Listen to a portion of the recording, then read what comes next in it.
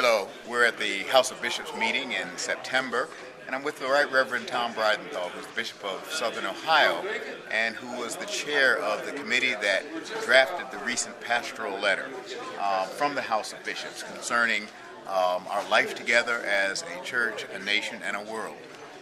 Tom, thank you for being with us. Thank you, Mike. Tell us a little bit about what's in the pastoral letter. Well, the pastoral letter attempts to capture, first of all, the experience of a number of bishops who were able to make a trip to the Mexican border just before the main meeting of the House of Bishops, and to incorporate some of their very important insights that they gained.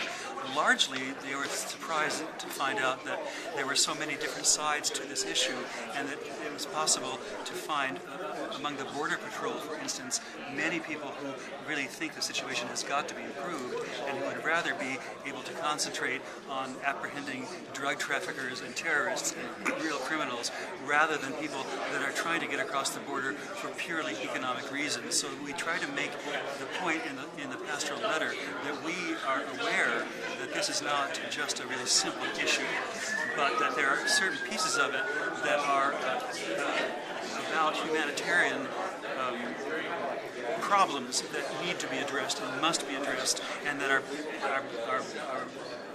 abhorred and deplored by almost every major religious body in this country. So basically, we are trying to contribute to that conversation, to be clear about our demand for a cessation of automatic incarceration of undocumented workers, the separation of families, the criminalization and demonization of these people, and also to make it clear that, in fact, the 12 to 15 million undocumented workers in this country actually support our economy. They don't drain it. They pay Social Security tax, which they never benefit from, for instance. They pay taxes, and they are contributing members of our economy and improve it. So there are a lot of issues here, but we've tried in a space of a very short letter that can be read out loud in a parish church to clarify our point of view on these matters and to invite the church into deeper dialogue about it. And in addition to that, the pastoral letter is accompanied by a theological piece, a study piece. What do you think about that? We thought it was important to have a document that would be longer. It's about 15 pages longer. We're calling it a theological resource that would really provide people with a tool, an instrument to go deeper into this issue.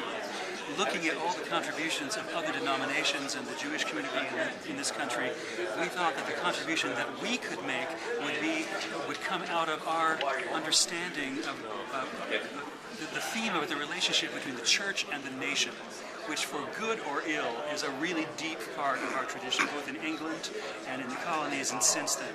So we have written a piece about the church and the nation, in which we really try to develop a theology of nationhood that sees the nation as, when it's properly functioning, operating as a laboratory for the love of neighbor and for diverse peoples to get along with one another.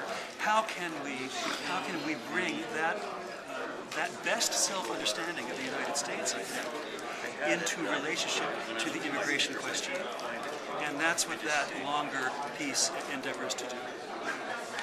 Tom, thank you for being with us, and as you can tell, we're here at the house, and the house is about to assemble, so that's some of the background noise, the bishops gathering to consider this pastoral letter to the church. Tom, thank you again. Thank you. God bless you, and you keep the faith.